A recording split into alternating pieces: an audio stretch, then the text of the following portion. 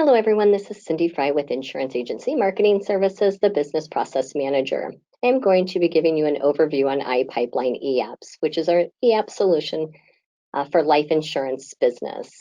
eApp solutions are a very efficient way to do business. They're very simple, they're straightforward, they get completed accurately. They tend to go through the carrier processing much quicker. You don't have to read handwriting. It's all typed out nicely for the carrier to read. So there's never any question of what's that number, what's that letter, that kind of thing. So eApp solutions are a very efficient way to do business. And here at IMES, we do offer several ways to submit business to us via digitally. The first way is Firelight for annuity cases. And then you have iPipeline, which I'm going to go over, which is for life insurance cases. You have the Connect for Medicare, which is Medicare Advantage and PDP business.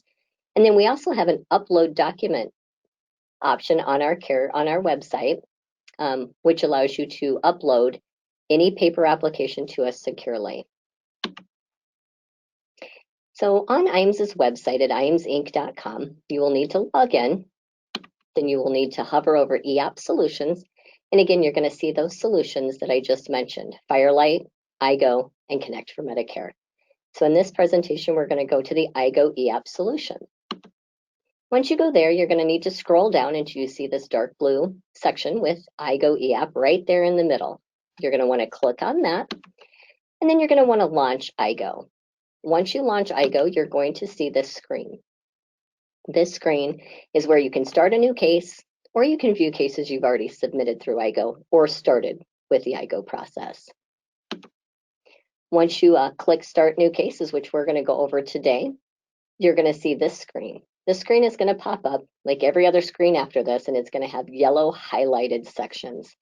Those sections highlighted in yellow must be completed in order to complete the iGo application. Now here you'll see you can put in the proposed insured's name. You can put their date of birth, their age, their gender. You can name it. That way you can find it later under your view cases. Then you're going to pick a state and a product. And once you complete all those yellow sections, the Find Available Products will be highlighted for you to click on. As you can see in this example, I used the state of California, and the product is Universal Life. Then I clicked on Find Available Products. Now below you can see all the carriers that popped up. Well, some of them, they're on several pages, but you can see where the carriers popped up, and then to the far right, you can see where it says Select. Once you find the carrier and the product you're looking to write with your client, you're going to want to click on Select.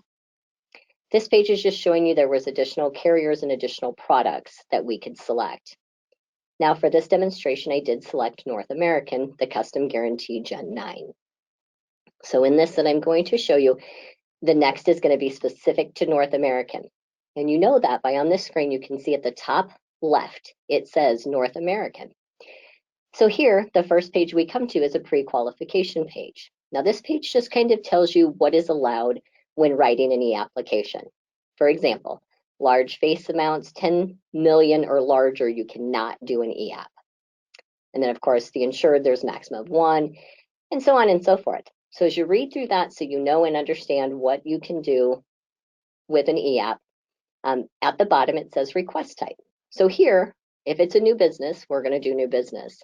Of course, we have the opportunity to do, with North American at least, an internal exchange. But for this example, we're going to do new business. So here's the first screen you come to. And as you can see, it brought over the first name and the last name and the date of birth from the first page we completed. Now it's asking for other information, which is highlighted in yellow, which we would need to complete. If you also look to the left-hand side of this screen, you will see a list of tabs or a list of sections that must be completed in order to submit the e-application. Here's the next page on North American's e-app that comes up. It's customer identification details. And as you can see, it's very simple. Check yes or no, put in the client's address, city, state, phone numbers, email address. And of course, if the client does not have an email, you would check proposed insured does not have an email. Now, if they do have an email address, that does allow for e-delivery of the policy as well. And in this day and age with COVID, you know that sometimes that is necessary. If they don't, no worries. Just check the box and move on. So as you can see, the next page just asks a few more questions, yes, no questions. You just select and then you click next. And this you will do throughout the whole entire process until you get to the end. But as you move through the process, you will see on the left-hand side this list of sections. So you can see I have completed pre-qualification. I completed the proposed insured. The beneficiaries, I started but didn't finish.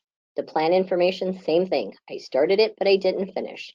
And as you see, the rest of them have nothing. So we have not even been to those sections. So again, when you get to the end, when you validate and lock data, you will see it will not allow me to do that, as on the left-hand side, I have not completed everything. Now, the good thing about this is as the agent, you can sit down, you can complete this information from another application you may have and get most of the information in here prior to your appointment with your client. Then when you meet with your client, you can just kind of verify the information you put in and finish up the application. Finish up those sections on the left that have a check mark or the box is blank. And then once you do all that and you have all the green check marks down the left-hand side, as you see here, that yellow box in the middle of the screen pops up. You'll want to click on that little white box that says all signing parties agree to receive information electronically and so on. And once you do that, then it comes up with the lock application and proceed to signature process. Now, again, with each carrier, the process is going to be slightly different.